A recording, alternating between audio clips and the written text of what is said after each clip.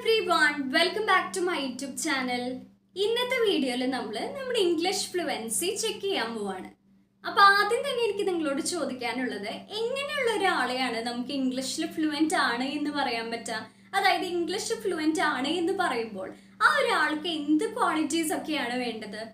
അപ്പോൾ ഇപ്പൊ പലവർക്കും പല ആൻസേഴ്സ് മൈൻഡിൽ കിട്ടിയിട്ടുണ്ടാവും. ഇപ്പൊ ചിലർ പറയുന്നുണ്ടായിരിക്കും ഇംഗ്ലീഷിൽ ഫാസ്റ്റ് ആയിട്ട് സംസാരിക്കാൻ പറ്റുന്ന ഒരാൾക്ക്, അതായത് നിർത്താതെ സംസാരിക്കാൻ പറ്റുന്ന ഒരാളെ നമുക്ക് ഇംഗ്ലീഷിൽ ഫ്ലുവന്റ് ആണ് എന്ന് പറയാൻ പറ്റുമെന്ന്. ചിലർ പറയുന്നുണ്ടായിരിക്കും ഇംഗ്ലീഷ് കറക്റ്റ് ആയിട്ട് ഗ്രാമർ റൂൾസ് ഒക്കെ ഫോളോ ചെയ്ത് കറക്റ്റ് ആയിട്ട് സംസാരിക്കുന്ന ഒരാളെ നമുക്ക് ഫ്ലുവന്റ് ആണ് എന്ന് പറയാൻ പറ്റുന്നത്. ഇപ്പൊ ഞാൻ നിങ്ങളോട് സംസാരിക്കുന്നത് എൻ്റെ മാതൃഭാഷയിലാണ്, അതായത് എൻ്റെ മദർ ടങ് മലയാളത്തിലാണ് സംസാരിക്കുന്നത്. അപ്പോൾ ഞാൻ എങ്ങനെയാണ് മലയാളത്തിൽ സംസാരിക്കുന്നത്, അല്ലെങ്കിൽ നിങ്ങൾ എങ്ങനെയാണ് മലയാളത്തിൽ സംസാരിക്കുന്നത്, അതേ രീതിയിൽ നിങ്ങൾക്ക് ഇംഗ്ലീഷ് സംസാരിക്കാൻ പറ്റിക്കഴിഞ്ഞാൽ അതിൻ്റെ അർത്ഥം നിങ്ങൾ ഇംഗ്ലീഷിൽ ഫ്ലുവന്റ് ആണ് എന്നാണ്. ഇപ്പൊ നമ്മൾ മലയാളത്തിൽ സംസാരിക്കുമ്പോൾ തന്നെ പല സിറ്റുവേഷനിലും നമ്മൾ ആലോചിക്കും, നമ്മൾ ചില സമയത്ത് ടൈം എടുക്കും എന്തെങ്കിലും ഒരു കാര്യം സംസാരിക്കാൻ. പക്ഷെ അത് നോർമലാണ് എന്ന് വിചാരിച്ച് നമുക്ക് മലയാളം അറിയില്ല എന്നാണോ? അല്ല. അതുപോലെ തന്നെയാണ് ഇംഗ്ലീഷ്. നമുക്ക് മലയാളത്തിൽ നമ്മളിപ്പോൾ പെട്ടെന്ന് സ്പോണ്ടേനിയസ് ആയിട്ട് ഏതൊരു കാര്യം വന്നാലും നമുക്ക് മലയാളത്തിൽ സംസാരിക്കാൻ പറ്റും. അതുപോലെ തന്നെ നമുക്ക് ഇംഗ്ലീഷ് സംസാരിക്കാൻ പറ്റുന്ന ഒരാളാന്ന് വെച്ച് കഴിഞ്ഞാൽ നമുക്ക് പറയാൻ പറ്റും നമ്മൾ ഇംഗ്ലീഷിൽ ഫ്ലുവന്റ് ആണ് എന്ന്. അപ്പൊ ഇന്നത്തെ വീഡിയോയിൽ ഞാനൊരു സ്മോൾ ആക്ടിവിറ്റി ആയിട്ടാണ് വന്നിരിക്കുന്നത്. ഇംഗ്ലീഷിൽ നല്ല ഫ്ലുവന്റ് ആയി സംസാരിക്കാൻ ആഗ്രഹിക്കുന്ന ഒരാളാണ് നിങ്ങളെങ്കിൽ ഡെയിലി നിങ്ങൾ ഈ ഒരു ആക്ടിവിറ്റി നിങ്ങളുടെ ഡെയിലി ലൈഫിൽ സ്ഥിരമായി ചെയ്യുമെന്ന് തന്നെ ഉറപ്പുവരുത്തുക. കാരണം ഇത് വളരെ ഹെൽപ്ഫുൾ ആയിട്ടുള്ള ഒരു മെത്തേഡാണ്. ഞാനൊരു എക്സാമ്പിളിലൂടെ നിങ്ങൾക്ക് പറഞ്ഞു തരാം. ഞാനിവിടെ ഒരു മലയാളം വേർഡ് കാണിക്കും. അപ്പോൾ ഞാൻ മലയാളത്തിലാണ് കാണിക്കുന്നത്.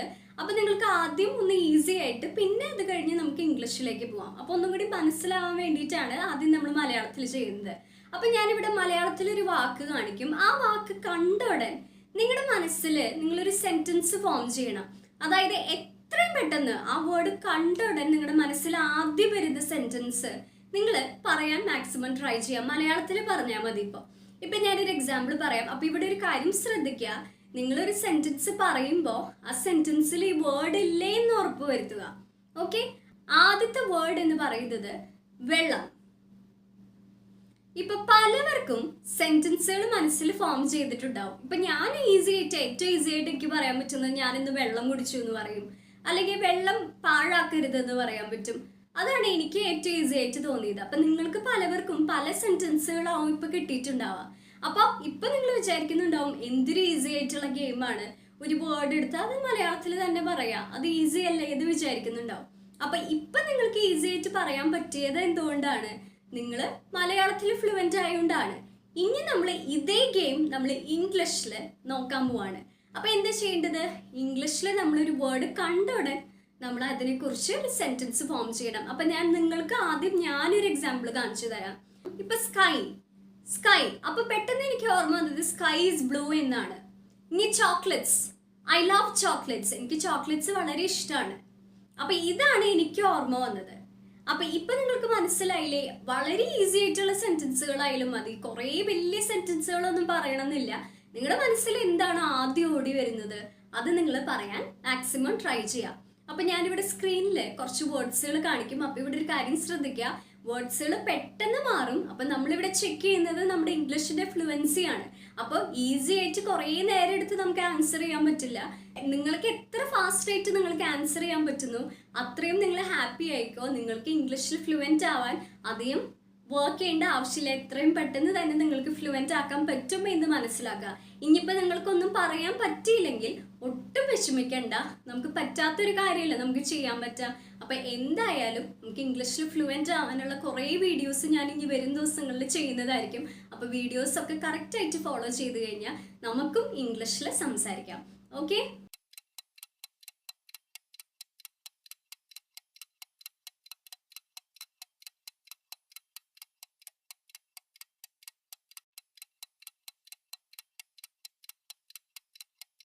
അപ്പൊ നിങ്ങൾ എല്ലാവരും നന്നായി ചെയ്തു. അപ്പൊ നിങ്ങൾക്ക് വേണ്ടിയിട്ടാണ് ഈ അപ്ലോസ്.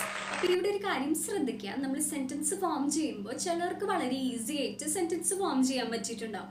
എന്നാൽ ചിലർക്ക് തോന്നിയിട്ടുണ്ടാവും വേർഡ്സ് വളരെ ഫാസ്റ്റ് ആയിട്ടാണ് പോകുന്നത്, അതുകൊണ്ട് കുറച്ച് ഡിഫിക്കൽട്ട് തോന്നിയിട്ടുണ്ടായിരിക്കും. അപ്പൊ ഇവിടെ അങ്ങനെ തോന്നിയവർക്ക്, അതായത് കുറച്ചും കൂടി ഒന്ന് സ്ലോ ആയിരുന്നെങ്കിൽ എന്ന് തോന്നിയവർക്ക് എന്താണ് അതിന്റെ അർത്ഥം? അവിടെ കുറച്ച് പ്രശ്നമുണ്ട്. അതായത് നമ്മൾ ഇംഗ്ലീഷിൽ ഒന്നും കൂടി ഫ്ലുവൻ്റ് ആവാനുള്ള ആവശ്യമുണ്ട്. അപ്പൊ ഈ ഒരു പ്രശ്നം നമ്മൾ എങ്ങനെ പരിഹരിക്കുക? അപ്പൊ അതിനുള്ള ഒരു സൊല്യൂഷൻ നമ്മുടെ കയ്യിൽ തന്നെയുള്ളത്. അതായത് നമ്മൾ ഇംഗ്ലീഷ് പറഞ്ഞ് പ്രാക്ടീസ് ചെയ്യണം. അപ്പൊ ഞാൻ ഒരുപാട് കമന്റ്സ് കണ്ടിട്ടുണ്ട്, സ്പോക്കൺ ഇംഗ്ലീഷ് ക്ലാസ്സസിനൊക്കെ ജോയിൻ ചെയ്തു, പക്ഷെ യൂസ്ഫുൾ ആയില്ല എന്ന് പറഞ്ഞിട്ട് കമന്റ്സ് കണ്ടിട്ടുണ്ട്. അപ്പൊ എനിക്ക് അങ്ങനെയുള്ളവരോട് പറയാനുള്ളത്, നമ്മൾക്ക് ഇംഗ്ലീഷ് പഠിക്കണമെങ്കിൽ, അതായത് ഇംഗ്ലീഷ് ഫ്ലുവൻ്റ് ആയിട്ട് സംസാരിക്കണമെങ്കിൽ ആദ്യം വേണ്ടത് നമ്മുടെ ഭാഗത്ത് നിന്നുള്ള ഒരു എഫേർട്ടാണ്. എന്നാൽ മാത്രമാണ് നമുക്ക് ഇംഗ്ലീഷിൽ ഫ്ലുവൻ്റ് ആയിട്ട് സംസാരിക്കാൻ പറ്റുള്ളൂ. അപ്പൊ നമുക്ക് ഈ ഫ്ലുവൻ്റ് ആവാനുള്ള എന്തൊക്കെയാണ്, ഫ്ലുവൻ്റ് ആവാൻ നമുക്ക് വീട്ടിൽ ചെയ്യാൻ പറ്റുക എന്നാണ് ഞാൻ ഇന്ന് പറഞ്ഞു തന്നത്. അതായത് നമ്മൾ ഓരോ വേർഡ്സുകൾ ഇതുപോലെ നമ്മൾ കാണുന്ന ഏതെങ്കിലും വേർഡ്സ് എടുത്ത്, അതായത് നമ്മുടെ മുൻപിൽ കാണുന്ന ചിലപ്പോൾ ഒരു ബെഡ് ആയിരിക്കും, ഒരു ചെയർ ആയിരിക്കും, ആ ഒരു വേർഡ് വെച്ച് നമുക്ക് എന്താണ് സെന്റൻസ് ഫോം ചെയ്യാൻ പറ്റുക, ഒരു സെന്റൻസ് ആയാലും മതി, എന്താണ് ഫോം ചെയ്യാൻ പറ്റുക അത് നിങ്ങൾ ഫോം ചെയ്യാൻ മാക്സിമം ട്രൈ ചെയ്യുക. അതുപോലെ തന്നെ നമ്മൾ വീട്ടിൽ തന്നെ ചെറിയ ചെറിയ സെന്റൻസുകൾ പറയാൻ മാക്സിമം ട്രൈ ചെയ്യുക. ഇപ്പൊ നിങ്ങൾക്ക് ദാഹിക്കുന്നുണ്ട്, അപ്പൊ തന്നെ പറയാം ഐ എം തേഴ്സ്റ്റി. നിങ്ങൾക്ക് വിശക്കുന്നുണ്ട്, ഐ എം ഹംഗ്രി. ഇപ്പൊ അമ്മ പാചകം ചെയ്യുന്നതാണ് നിങ്ങൾ കാണുന്നത്, അപ്പൊ ജസ്റ്റ് പറയാം ഷീസ് കുക്കിംഗ് എന്ന് പറയാം. ഇനിയിപ്പോൾ രണ്ട് ഫ്രണ്ട്സ് നിൽക്കുന്നത് കാണുമെന്ന് വിചാരിക്കുക, അപ്പൊ എന്താ പറയേണ്ടത്? They are friends. ഓക്കെ, അതുപോലെ ചെറിയ ചെറിയ സെന്റൻസുകൾ ഫോം ചെയ്യാൻ മാക്സിമം ട്രൈ ചെയ്യാം. അങ്ങനെ വീട്ടിലിരുന്ന് തന്നെ ഏതൊരു ഐറ്റം കണ്ടാലും നിങ്ങൾക്ക് പറയാൻ പറ്റുന്ന പോലെ നിങ്ങൾ മാക്സിമം പ്രാക്ടീസ് ചെയ്യാം. ഇനി നിങ്ങൾ ഇംഗ്ലീഷിൽ ഒരു ബിഗിനർ ആണെന്ന് വെച്ച് കഴിഞ്ഞാൽ, അതായത് നിങ്ങൾക്ക് ഗ്രാമർ ഒട്ടും അറിയില്ല, അങ്ങനെ ഒരാളാണ്, പക്ഷെ ഇംഗ്ലീഷ് പഠിക്കാൻ ആഗ്രഹമുള്ള ഒരാളാണ് നിങ്ങളെങ്കിൽ, ആദ്യം നമ്മൾ ചെയ്യേണ്ടത് ഇംഗ്ലീഷിൽ വേർബ്സുകൾ പഠിക്കുക. അതായത് ഇംഗ്ലീഷിൽ ഒറ്റ സെന്റൻസിലും വേർബ് ഇല്ലാത്തത് നിങ്ങൾക്ക് കാണാൻ പറ്റില്ല. അതായത് ഇംഗ്ലീഷിലെ എല്ലാ സെന്റൻസിലും വേർബ് ഉണ്ടായിരിക്കും. അപ്പോൾ എന്താ ചെയ്യേണ്ടത്? നമ്മൾ വേർബ്സ് പഠിക്കുക. ഒരു എക്സാമ്പിൾ പറഞ്ഞാൽ, ഇപ്പൊ പാചകം ചെയ്യുക എന്ന് പറയാൻ കുക്ക്, നീന്തുക എന്ന് പറയാൻ സ്വിം, കുടിക്കുക എന്ന് പറയാൻ ഡ്രിങ്ക്, കളിക്കുക എന്ന് പറയാൻ പ്ലേ. അപ്പൊ ഇതുപോലെ ഫാസ്റ്റ് ആയിട്ട് നിങ്ങൾക്ക് വേർബ്സ് പറയാൻ പറ്റും എന്ന് ഉറപ്പുവരുത്തുക. എന്നാലാണ് നിങ്ങൾക്ക് കറക്റ്റ് ആയിട്ട് സെന്റൻസുകൾ ഫോം ചെയ്യാൻ പറ്റുള്ളൂ. അതുപോലെ തന്നെ വേർബ്സും പഠിക്കാം, അതുപോലെ പുതിയതായിട്ട് കേൾക്കുന്ന വാക്കുകൾ പഠിക്കാൻ മാക്സിമം ട്രൈ ചെയ്യാം. അപ്പൊ ഇതുപോലെ വേർബ്സ് ഒക്കെ പഠിക്കാൻ ഏറ്റവും നല്ല മെത്തേഡ് എന്ന് പറയുന്നത് സ്റ്റോറീസിലൂടെ പഠിക്കുന്നതാണ്. കാരണം നമ്മൾ സ്റ്റോറീസിലൂടെ ഇംഗ്ലീഷ് പഠിക്കുമ്പോൾ നമ്മൾ ആ ഒരു വാക്ക് മാത്രമല്ല പഠിക്കുന്നത്, നമ്മൾ ചുറ്റും ആ ഒരു സിറ്റുവേഷനും കൂടി ഒന്നും കൂടി മനസ്സിലാക്കുമ്പോൾ നമുക്ക് പെട്ടെന്ന് ഓർമ്മ നിൽക്കും ആ കാര്യം. അപ്പൊ അതുപോലെ സ്റ്റോറീസിലൂടെ ഇംഗ്ലീഷ്, അതുപോലെ കോൺവെർസേഷനിലൂടെ ഇംഗ്ലീഷ് പഠിക്കാനൊക്കെ മാക്സിമം നിങ്ങൾ ട്രൈ ചെയ്യുക. അപ്പൊ ഇതൊക്കെ ട്രൈ ചെയ്തിട്ട് പിന്നെ നമുക്ക് സെന്റൻസുകളിലേക്ക് പോകാം. പക്ഷെ ഇപ്പോൾ എല്ലാവർക്കും ചെറിയ ചെറിയ സെന്റൻസുകളൊക്കെ ഫോം ചെയ്യാൻ പറ്റുന്നവരായിരിക്കും. അപ്പോൾ എന്താ നമ്മൾ ചെയ്യേണ്ടത്? ചെറിയ സെന്റൻസുകളൊക്കെ ഫോം ചെയ്ത് വീട്ടിൽ തന്നെ പ്രാക്ടീസ് ചെയ്യാം. അപ്പൊ ഇന്നത്തെ വീഡിയോ അവസാനിക്കുന്നതിന് മുൻപ് എനിക്ക് നിങ്ങളോട് 2 ചോദ്യങ്ങൾ ചോദിക്കാനുണ്ട്. അപ്പൊ നിങ്ങൾ എന്താ ചെയ്യേണ്ടത്? ഞാൻ 2 വേർഡ്സ് തരും, നിങ്ങളത് കേട്ട് അപ്പൊ തന്നെ നിങ്ങളുടെ മൈൻഡിൽ വന്ന ആ ഒരു ഇംഗ്ലീഷ് സെന്റൻസ് എന്താണെന്ന് വെച്ച് കഴിഞ്ഞാൽ കമന്റ് ബോക്സിൽ മെൻഷൻ ചെയ്യാം. നിങ്ങളുടെ ആൻസേഴ്സ് റോങ് ആയാലും, അതായത് ഗ്രാമർ കറക്റ്റ് ആണോ എന്ന് അറിയില്ലെങ്കിലും നിങ്ങൾ കമന്റ് ചെയ്ത് ഒരു കുഴപ്പമില്ല. കാരണം എന്താണ്, നമ്മളെല്ലാവരും ഒരു ഫാമിലിയാണ്. അപ്പൊ തെറ്റുണ്ടായാലും സാരില്ല, ഒരു കുഴപ്പമില്ല. അതുകൊണ്ട് നമ്മൾ ആരും ഇവിടെ ജഡ്ജ് ചെയ്യില്ല, അല്ലെ? അപ്പൊ നമ്മളെല്ലാവരും ഇവിടെ ഉള്ളത് എന്തിനാണ്? പഠിക്കാനാണ്. അപ്പൊ നിങ്ങൾ ധൈര്യമായിട്ട് കമന്റ് ചെയ്തോ. അപ്പൊ 2 വേർഡ്സ് എന്ന് പറയുന്നത്, ആദ്യത്തെ സ്കൂൾ, സെക്കൻഡ് വൺ കാറ്റ്.